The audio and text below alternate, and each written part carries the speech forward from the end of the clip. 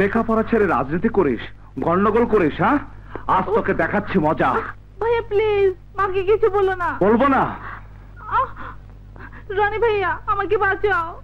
ভাইয়ের হাত থেকে তোকে বাঁচাবো আমি? ওরে বাবা, আমি এর মধ্যে নেই।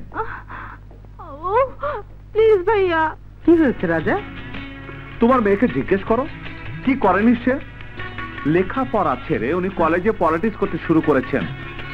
আজ আমি সময় মতো হাজির না হলে সারা শহরে এতক্ষণে আগুন জ্বলতো। কাজল বল, রাজা যা বললো সব সত্যি? না মানে মা। বল, আজকের পর আর কোনোদিন অন্যায় কিছু তুই করবি না। আচ্ছা বাবা আচ্ছা, এই কান ধরছি, জোর হাত করছি, ভবিষ্যতে অন্যায় করব না। এবার হলো তো? যা, এবার প্রথম বলে মাফ করলাম। ভবিষ্যতে করলে আমি তোকে কিন্তু ছাড়বো না। তুই হয়েছিস ঠিক তোর বাবার মতো। তোর বাবাও অন্যায়কে কোনোদিন সহ্য করতে পারত না, তাই তো ওই হানাদার বাহিনীর বিরুদ্ধে তুলে নিয়েছিল অস্ত্র। যুদ্ধ করতে করতে দেশের জন্য নিজেকে করেছিল উৎসর্গ। ফুপুয়ামা, তুমি কাঁদছো? হ্যাঁ বাবা, সেই দুঃখ সইতে না পেরে তোকে ছোটটি রেখে পরপারে চলে গেল তোর মা। আজ তুই কত বড় হয়েছিস, গর্ব করার মতো মানুষ হয়েছিস। সে যে আমার কত বড় সার্থকতা তোকে আমি বোঝাতে পারবো না বাবা। ফুপুয়াম্মা, তুমি আমায় দোয়া করো আমি যেন আমার বাবার আদর্শের কথা কোনোদিন ভুলে না যাই। স্যার স্যার ও স্যার। কি হয়েছে কদম আলী? স্যার মার্ডারে 12টা বাইজে গেছে স্যার। কিসের মার্ডার? কার মার্ডার? আপনার আমার সবার স্যার। মানে? স্যার এ আপনি কি করছেন স্যার? এভাবে খালি গায়ে খালি পায়ে বাজারে যাচ্ছেন? তাহলে কিভাবে যাব?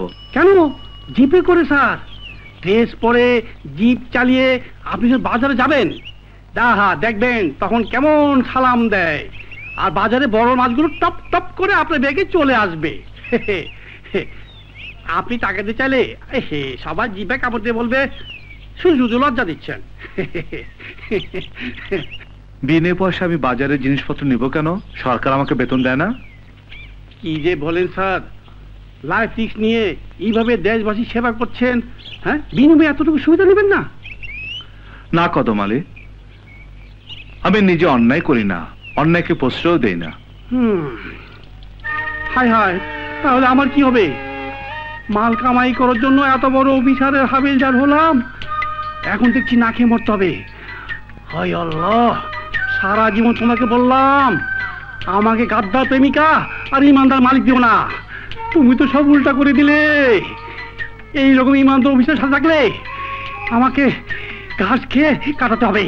স্যার ও স্যার, স্যার স্যার স্যার। আবার কি হলো? স্যার আপনার ব্যাগটা অন্তত আমাকে দেন, ওটা নিয়ে আপনার সঙ্গে বাজারে যাই। না, নিজের কাজ আমি নিজের হাতে করতে পছন্দ করি। হয়েছে, মার্ডারে 12টা বাজাই দিছে। তোর শালার বুধ, এমনি 12টা বাচ্চা আবার উল্টা বাজাইতেছে। কি উত্তরটা দিয়ে গেল রে বাবারে। উড়ে উড়ে উড়ে উড়ে উড়ে, আরে আরে কি চিন্তা করি আর কি হয়। কি ব্যাপার হাবিলদার সাহেব? হনি মাথায় হাত।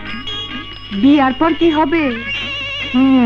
দেখ চান্দা, সাবধানে কথা বল। জানিস আমি আইনের মানুষ, শিগগিরই প্রমোশন পেয়ে বিরাট অফিসার হয়ে যাচ্ছি। ভাগ্য ভালো থাকলে মন্ত্রী মিনিস্টারের পিএও হয়ে যেতে পারি। হাবিলদার সাহেব সত্যি কইতাছো? না হালুয়া, মার্ডারে 12টা বাইজে গেছে। আরে মাতারি, দেখবি